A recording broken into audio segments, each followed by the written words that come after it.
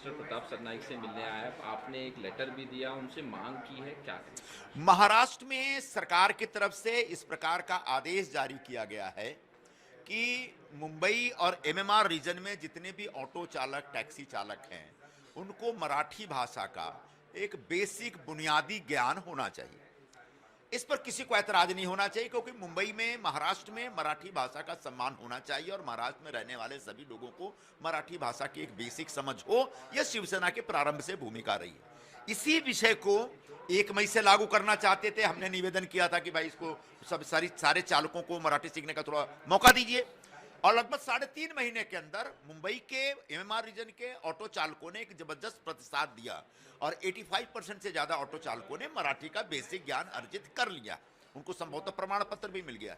जो बाकी रह गए हैं उनका जीवन तबाह न हो, उनका परमिट लाइसेंस रद्द न हो, यह निवेदन करने के लिए मैं यहां पे आया था। मैंने फोन पर भी इनसे बात की थी, मैंने अपने पार्टी के मुख्य नेता श्री एकनाथ शिंदे जी से भी इस बारे में बात की थी। तब उन्होंने सरकार की तरफ से 12 अगस्त को एक आदेश जारी किया जिसमें जो लोग अभी तक मराठी नहीं सीख पाए हैं उनको 1 महीने की मोहलत दी गई थी कि आप इस दरमियान सीख लें।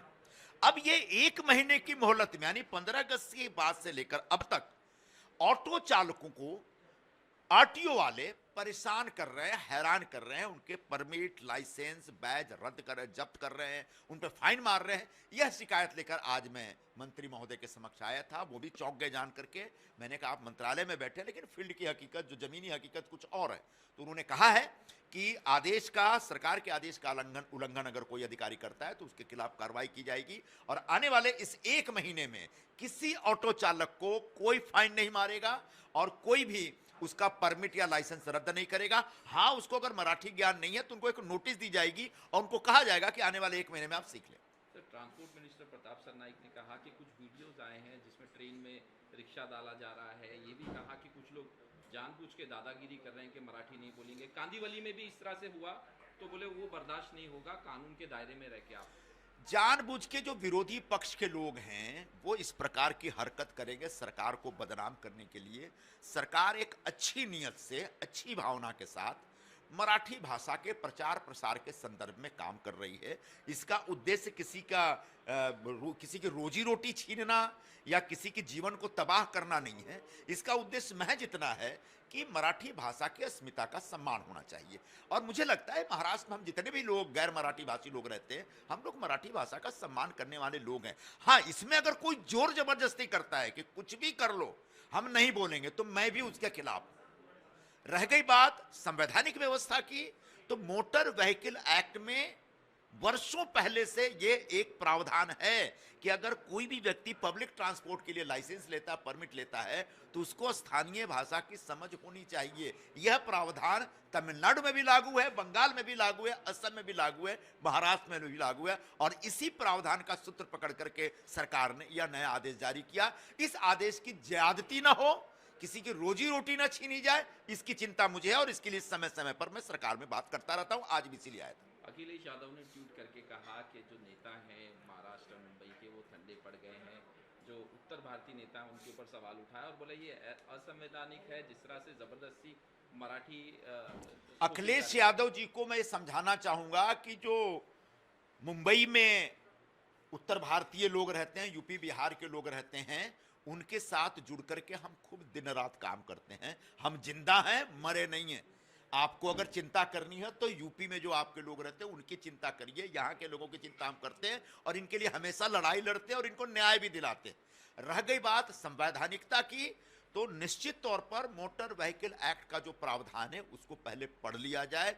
उसमें यह प्रावधान है कि सभी ऑटो चालक, टैक्सी चालक या किसी भी प्रकार के जो पब्लिक ट्रांसपोर्ट से जुड़े जो चालक हैं उनको परमिट देने से पहले स्थानीय भाषा का ज्ञान होना चाहिए। इसकी टेस्ट होनी चाहिए। बगैर टेस्ट के उनको परमिट दिया गया, ये एक दूसरा विषय है। अब अगर मोटर व्हीकल एक्ट के उस प्रावधान को लागू करने के लिए सरकार प्रयत्नरत है तो मुझे नहीं लगता कि यह गैर संवैधानिक है या गैर कानूनी।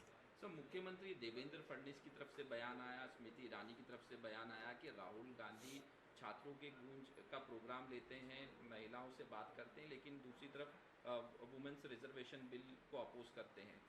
देखिए, पुणे में जो छात्रों की गूंज या लड़कियों को बुला करके जो राहुल गांधी ने अपना भाषण दिया, यह सब कांग्रेस पार्टी की तरफ से राहुल गांधी को स्थापित करने के लिए लगातार इवेंट होते रहते हैं, उस पर सैकड़ों करोड़ रुपए खर्च भी किए जाते हैं, लेकिन कांग्रेस को अंततः कुछ लाभ नहीं मिलता। वो 9 दिन चले 2.5 कोस वाला खेल होता है। लगभग 150 करोड़ खर्च करके उन्होंने एक भारत जोड़ो यात्रा की थी, आखिरकार कांग्रेस जहां थी वहीं रह गई। अब ये भी अभियान आने वाले दिनों में फेल हो जाएगा। क्यों? क्योंकि ये सिर्फ एक बयानबाजी होती है, काम कुछ नहीं होता। जो एक्शन के लेवल पे वो जीरो होते हैं।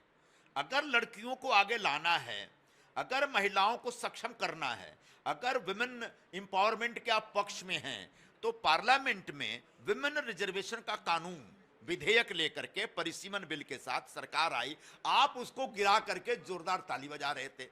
तो ये जो ढकोसला है आपका, इस ढकोसला को इस देश की जनता पहचानती है और यही वजह है कि लगातार कांग्रेस पार्टी सिमटती चली जा रही है। सर, एक आखिरी सवाल, अयोध्या में फिश पार्टी की गई, मच्छी खाई गई सावन के महीने में कांग्रेस की तरफ से, उसको लेके बीजेपी की तरफ से सवाल उठ रहा है और कांग्रेस वाले। देखिए, कांग्रेस पार्टी हमेशा से सेकुलरिज्म के नाम पर सनातन विरोधी गतिविधियां करती है, हिंदू विरोधी हरकतें करती है। यही वजह है कि इस देश का 85% जो हिंदू है वह कांग्रेस से पूरी तरह से डिस्कनेक्ट हो गया। जानबूझ के कांग्रेस पार्टी अयोध्या जैसे पवित्र भूमि पे मछली खा के, वो भी सावन के महीने में, पूरे सनातन धर्म को कलंकित करने में लगे हुए हैं। ऐसे कांग्रेसियों को ये सारे सनातनी मिलके हमेशा के लिए अंदर पताल में डाल देंगे। मैं आपको आपके सामने घोषणा कर रहा हूं। चलिए।